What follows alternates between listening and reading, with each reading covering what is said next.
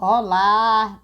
Minha mensagem hoje vai ser uma mensagem bem curtinha, só para dizer para vocês que vou apresentar meus professores que eu estudo com eles, com quem eu faço estudo, com o professor André Sanchez, mas ele não fez o vídeo, mas eu vou mostrar o vídeo do pastor e doutor Rodrigo Silva e é só isso que eu tenho a dizer para vocês, que é com ele que eu estou aprendendo o Evangelho.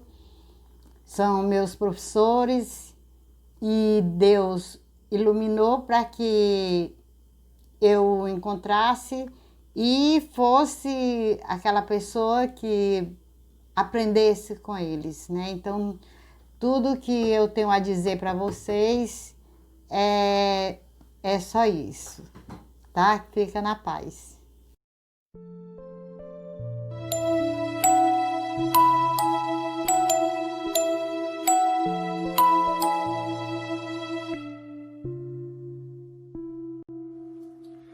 Olá, você que me segue no Rodrigo Silva Arqueologia, estamos de volta para o nosso bate-papo semanal sobre principalmente a Bíblia Sagrada, mas num diálogo constante com diversas disciplinas, da filosofia, à teologia, à história, passando, é claro, pela arqueologia, que é o tema-chave aqui, até o título do nosso canal, Rodrigo Silva Arqueologia.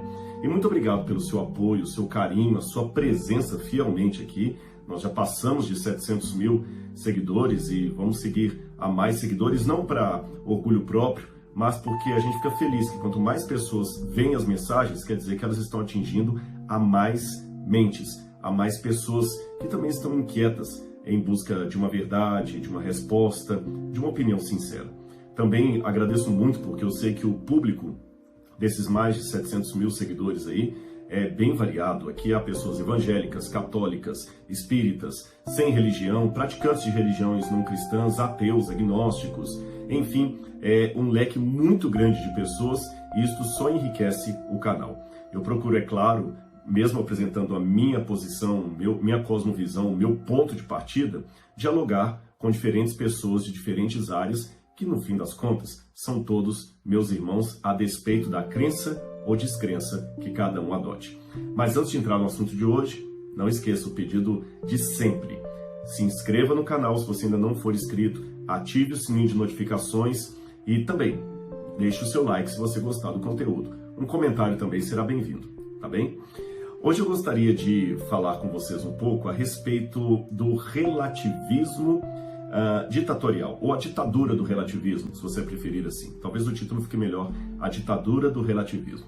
Mas eu reconheço que sempre que o nome relativismo aparece em pauta, normalmente as pessoas pensam numa temática de ética, de comportamento, o relativismo moral que campeia perante os nossos olhos de modo desenfreado, etc. Mas aqui eu gostaria de me deter um pouco mais, não no relativismo enquanto comportamento ético ou enquanto princípio de moralidade, mas sim no relativismo enquanto expressão teórica da verdade.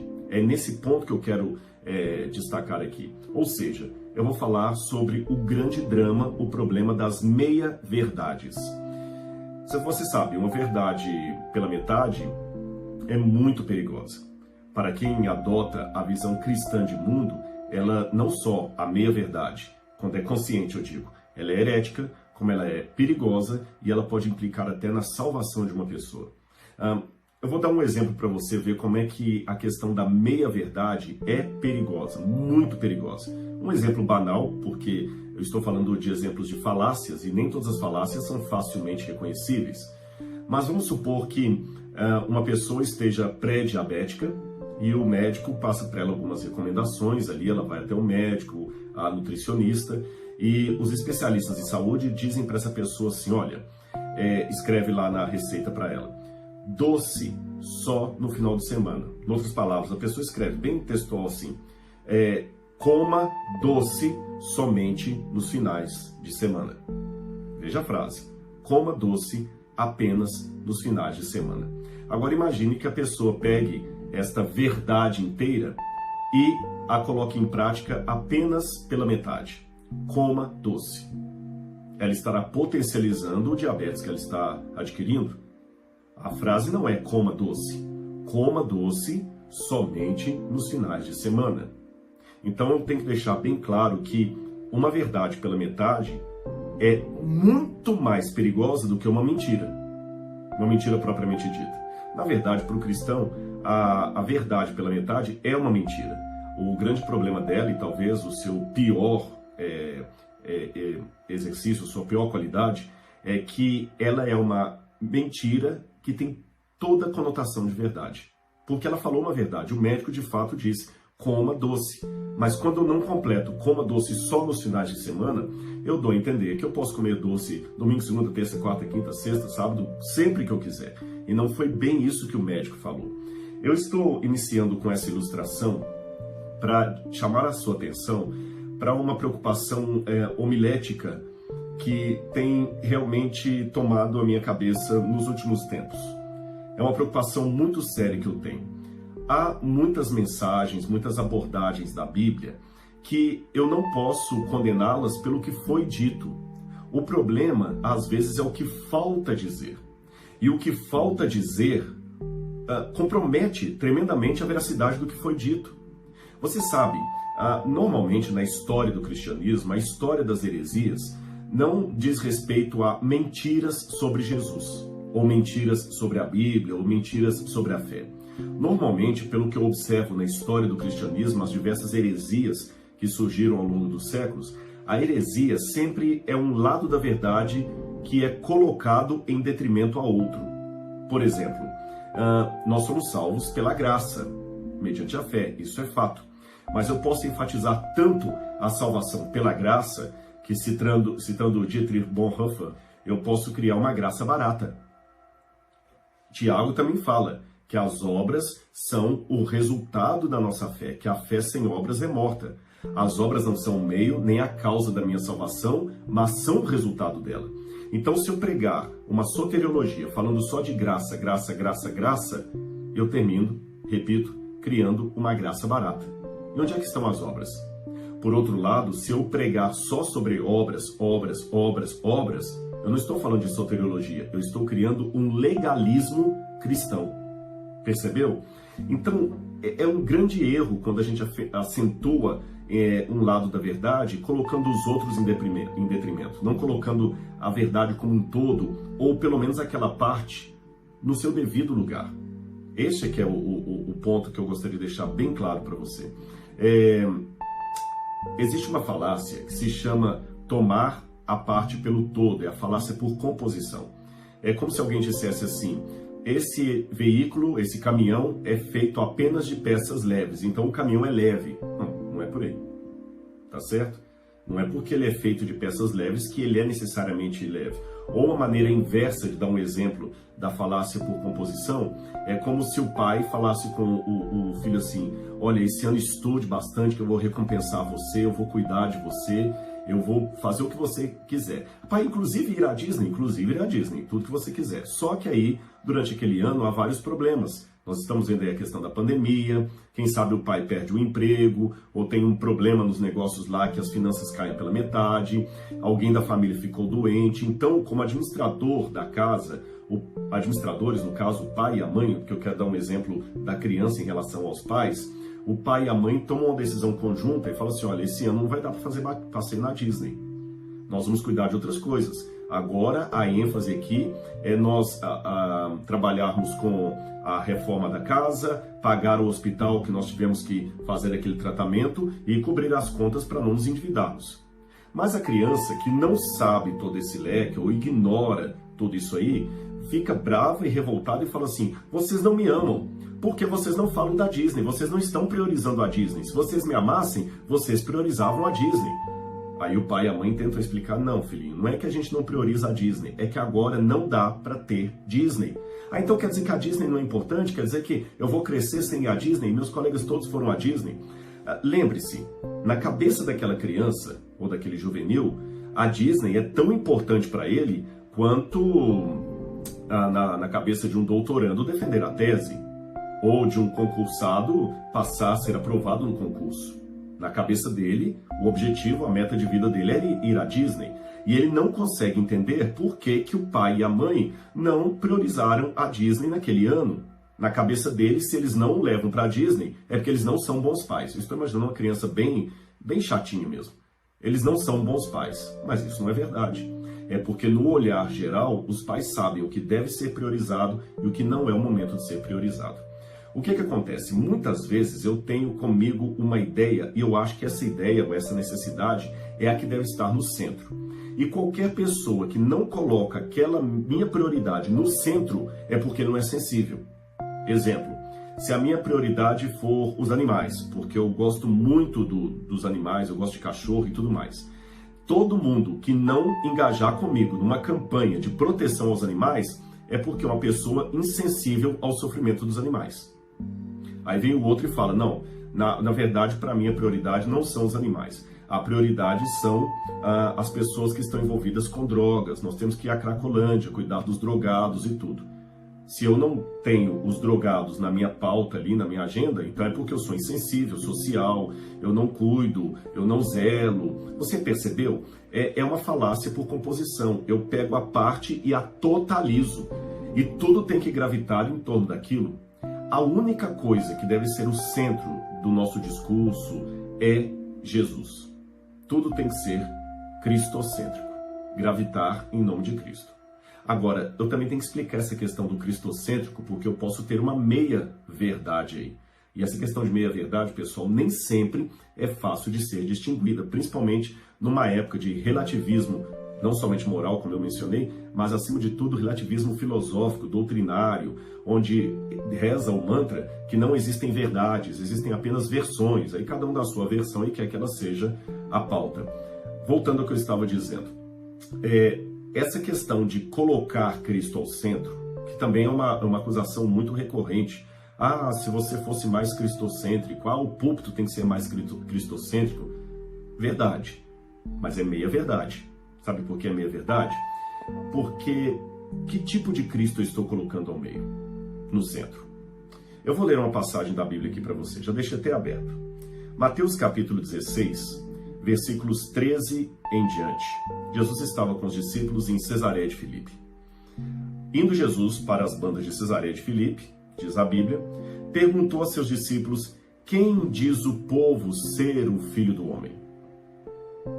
Ele perguntou aquilo no lugar mais pagão que ele poderia perguntar, porque eu conheço Cesareia de Filipe, as ruínas arqueológicas ali, era um centro cultico de várias religiões pagãs. Imagina aquilo ali apinhado de gente indo adorar Baal, indo adorar o Deus Pan, os bodes dançantes, até o imperador Otaviano Augusto tinha o seu templo ali. E Jesus chega naquele lugar e pergunta, o que dizem as pessoas que eu sou? Ou seja, ele fez a pergunta fora de casa, ele levou os discípulos para longe da sua zona de conforto para perguntar-lhes ali, o que dizem as pessoas que eu sou? Olha interessante as respostas que os discípulos deram. Eles responderam, uns dizem João Batista, outros Elias, e outros Jeremias ou alguns dos profetas.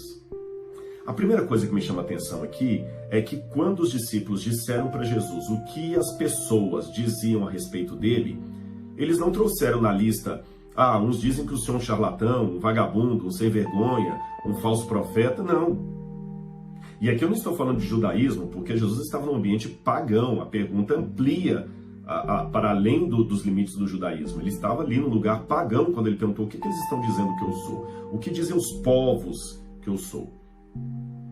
Olha, dizer que alguém é João Batista, poxa, João Batista era aclamado pelas multidões. Dizer que Jesus era Elias, Elias foi o maior de todos os profetas, era Elias e Moisés. Tanto é que a representação da lei dos profetas, a lei é Moisés, os profetas é Elias. Comparar Jesus a Elias, uau, uma coisa para bater palma. Jeremias também foi o grande profeta, ou algum dos profetas. Ou seja, eles estavam dizendo coisas boas sobre Jesus.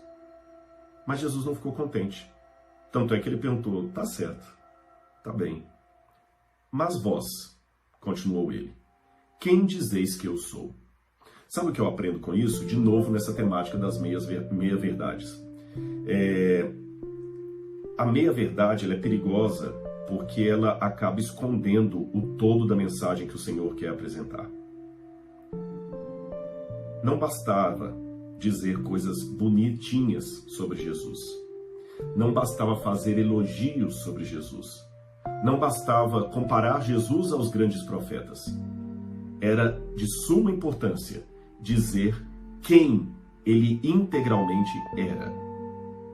Por isso que quando Pedro, de um salto, diz: "Tu és o Cristo, o Filho do Deus vivo", Jesus falou: "Bem-aventurado és tu, Simão Bar-Jonas. Mas nem foi carne ou sangue que revelou essas palavras a você, mas meu Pai que está no céu." Sabe por quê? Esta declaração, "Tu és o Cristo, o Filho do Deus vivo", era a verdade incômoda, era aquilo que incomodava ser dito, era aquilo que atrapalhava muito as pessoas de entenderem, de aceitarem a Jesus. Enquanto falavam que ele era um grande pregador, tudo bem. Taumaturgo, tudo bem. Alguém que era um grande rabi, maravilha. Até profeta poderiam aceitar, mas dizer que ele era o Filho do Deus vivo, aí começava a complicar. O Cristo e o Filho do Deus vivo. A tentação para os discípulos era não pregar esta verdade central de Jesus apenas para ficarem bem na fita. Percebeu? Ficarem só ali no limite do dizer coisas bonitinhas de Jesus. Dizer coisas bonitinhas de Jesus é uma maneira cristocêntrica de pregar o Evangelho. Mas é uma meia-verdade. Vou repetir isso aqui para ficar bem claro para você. Dizer coisas bonitinhas sobre Jesus é uma maneira cristocêntrica de pregar o Evangelho, mas perigosa porque é uma meia-verdade. Então, quando eu falo que você tem que fazer uma mensagem cristocêntrica, é imperativo que se pergunte: que Cristo eu estou colocando no centro? Que Cristo? É o Cristo do Alcorão? Porque o Alcorão também considera Jesus um grande profeta, mas não um filho de Deus. É o Cristo do respeito de muitos judeus que falam: não, ele foi um grande judeu mesmo. É o Cristo da escola de Wellhausen, na Alemanha, que era um Jesus da fé, diferente do Jesus histórico. Que Cristo eu estou colocando ao centro da minha pregação? Porque senão, Jesus por Jesus, qualquer pregação que fale de Jesus é cristocêntrica. Não bastava compará-lo aos grandes profetas. Era importante dizer quem ele realmente era. E além disso, colocando hoje, eu percebo que muitas pessoas querem aceitar a Jesus como Salvador. Isso não é muito difícil. Eu estou notando isso. As pessoas admiram ter Jesus como Salvador. Mas não adianta querer Jesus como Salvador, mas não querê-lo como Senhor. Jesus tem que ser o Salvador e o Senhor da minha vida. Ser apenas o Salvador, mas não ser o Senhor, não adianta nada. Muitas pessoas querem Jesus que as salve, mas não Jesus que as conduza, que as discipline, que as santifique. De novo, uma verdade pela metade. Olha outro perigo das verdades pela metade. Imagine se eu publicasse no meu Instagram uma mensagem como essa aqui. Olha que texto interessante. E eu já vou antecipar que eu concordo com esse texto aqui. Como cristão amoroso e como um ser humano, eu leio a passagem que nos conta como o Senhor finalmente se ergueu em sua força e apanhou o azorrague, que é o chicote, para expulsar do templo aquela raça de víboras. Como foi esplêndida a sua luta em defesa do mundo em que ele vivia. Hoje, depois de 2000 anos, é com muita emoção que reconheço mais profundamente do que nunca o fato de que foi em nome disso que ele teve que derramar seu sangue na cruz. Como cristão, tenho o dever de não me deixar enganar, tenho o dever de lutar pela verdade e pela justiça. E como homem, tenho o dever de zelar para que a sociedade humana não sofra o mesmo colapso catastrófico que sofreu a civilização do mundo antigo 2000 anos atrás. Percebeu? Poxa, eu concordo com isso aqui. Eu acho que é o meu dever cristão lutar a lembrança de Cristo pegando ali o chicote no templo, expulsando os vendilhões do templo. Tudo isso realmente é algo que faz parte do cristianismo. Eu vou colocar outro aforismo aqui que eu também concordo com ele. E eu queria saber o que você acha se eu publicasse isso no meu Instagram. Deixa eu pegar aqui, eu notei aqui, só um minutinho, vou baixar mais aqui. Olha que bacana esse aqui também. Mesmo a igreja que fala sempre do ser humano como criado à imagem de Deus, peca contra esse princípio ao cuidar simplesmente da alma, enquanto deixa que o ser humano desça à posição de degradado proletariado.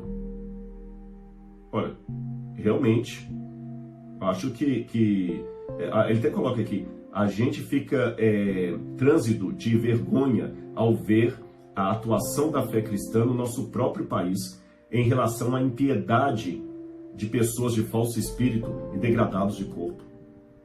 Puxa, bacana também, principalmente eu que pauto muito pela reforma de saúde, uma pessoa que além de ser falta de espírito, é degradada do corpo e ímpia e fica falando coisas da fé, isso realmente denigra a imagem do cristianismo. Também a gente fica falando do ser humano criado à imagem e semelhança de Deus, mas ficar cuidando só da alma e não do corpo da pessoa, realmente, concordo. Isso aqui está dentro da antropologia que eu defendo. Olha que mais. O cristianismo é uma rebelião contra a lei natural, um protesto contra a natureza. Em sua lógica extrema, o cristianismo significa o cultivo sistemático da falha humana. Ou seja, o cristianismo é aquele que tem a coragem de mostrar que o ser humano é pecador, que todos pecaram e carecem da glória de Deus e, ao mesmo tempo, existe redenção para todos, não apenas para alguns. Tudo isso aqui eu achei fantástico. E não somente eu, muitas pessoas que leram esse material aqui ficaram extasiados, intelectuais europeus. Um chegou a falar que quando terminou de ler esse livro, com entusiasmo cada vez maior, chegou a perguntar quem é esse autor? Um meio plebeu ou um semideus? Cristo ou apenas João Batista? Exageros à parte, realmente uma obra com pensamentos extraordinários. E eu repito que eu concordo com o que foi dito em cima. Mas você já deve estar desconfiado que se eu estou apresentando isso aqui é porque eu tenho uma surpresa no final.